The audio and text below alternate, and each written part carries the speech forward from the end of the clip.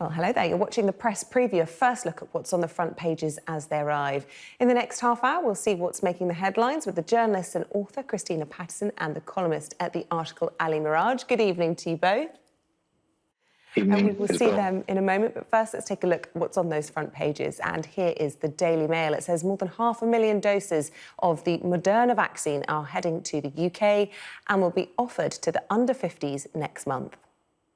Boris Johnson has come under fire for saying that people need to go back to their offices after having had enough days off during the pandemic. That's on the front of The Observer.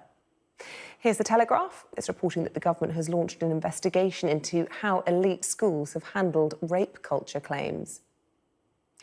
In Scotland on Sunday, the fallout between Alex Salmond and Nicola Sturgeon is continuing, with the First Minister criticising her predecessor's bid to return to frontline politics.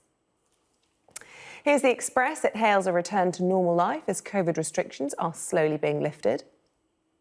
And it's also on the front of The People, which is predicting a summer of love as larger gatherings and weddings resume.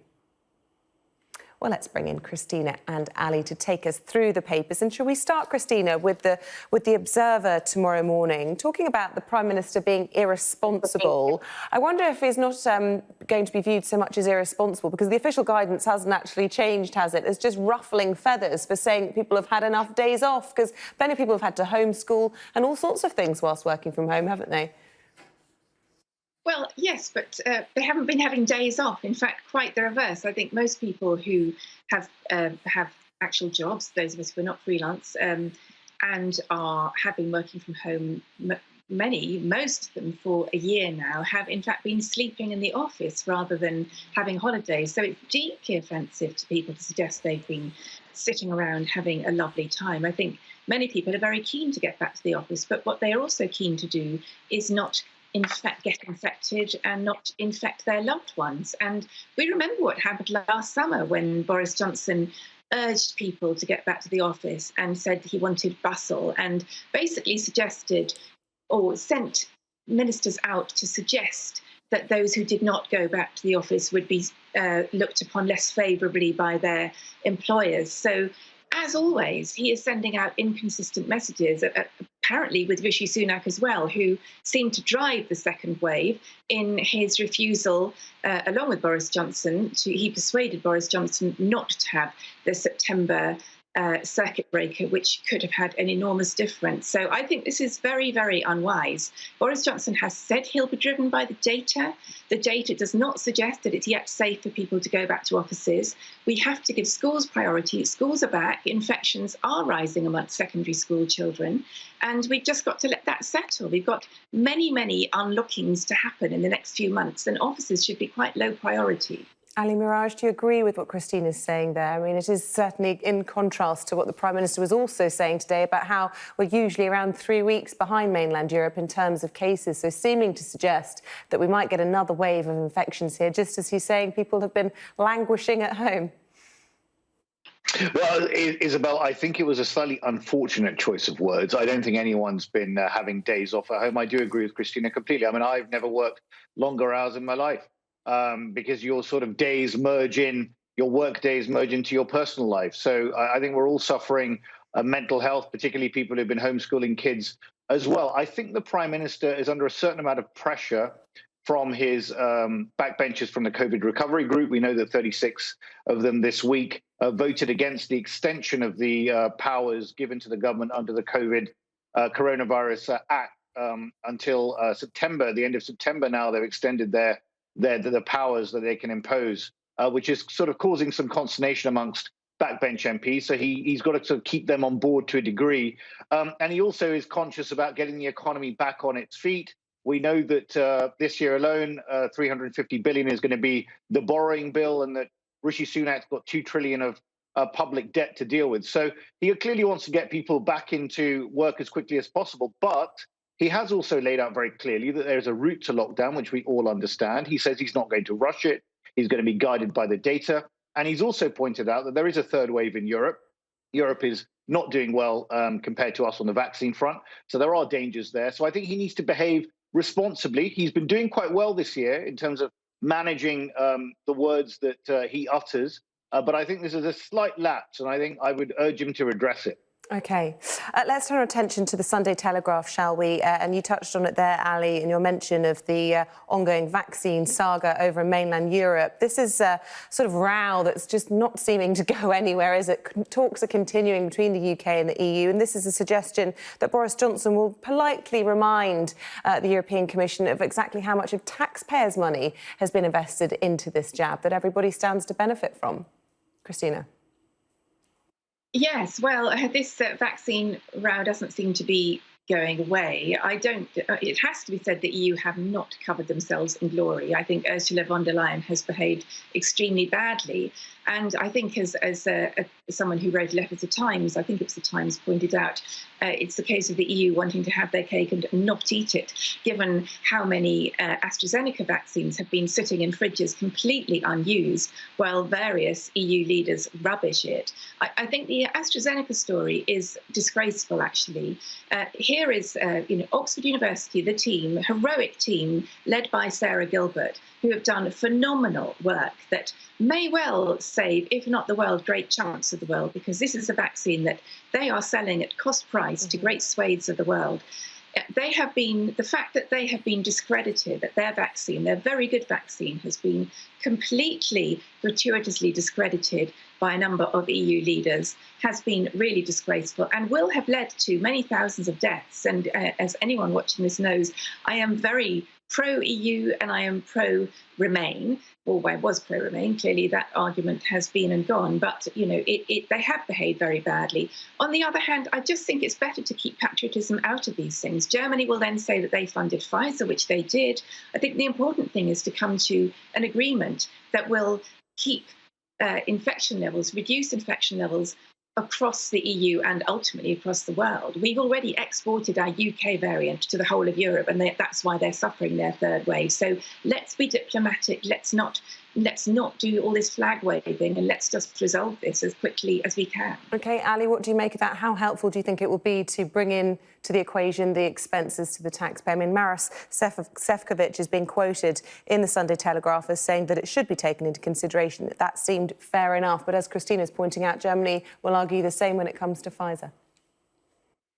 Well, I do think it's a fair point that the UK government is making. I mean, look, no one wants a vaccine war right now, and neither side really want to cross the Rubicon. I mean, I noticed this week that the rhetoric was being toned down on both sides, and they were talking about developing some sort of win-win situation that would work for both parties. I mean, from the EU side, they have exported 77 million doses of vaccine abroad, and they've only actually put in people's arms 88 million themselves. Now, of the 77 million, 21 million of those have come to the UK. So they're feeling that in terms of supply chains and the contracts they have signed, they're not being honoured. Now, that's an issue for them to deal with the corporates that they signed those agreements with. I think the reality is the EU has handled it quite badly. We know that Emmanuel Macron only in January was saying that the AstraZeneca jab was quasi-ineffective for the over 65s. He's now reneged, sort of done a volte-face on that. We know that Angela Merkel was also, and the Germans were also talking about blood clots being caused. Now, that's also been a reverse. So the EU has not had its finest hour on vaccine rollout. And we know that they're very sensitive about retaining vaccines. We know that Mario Draghi, or the Prime Minister of Italy, dubbed Super Mario, is retaining 250,000 doses that were meant to go to Australia. So I think this is going to rumble on for a while. I do think it makes sense for pragmatism on both sides, and I expect that will win the day. I think Boris Johnson's been quite careful in toning down the rhetoric on this and trying to be pragmatic and practical.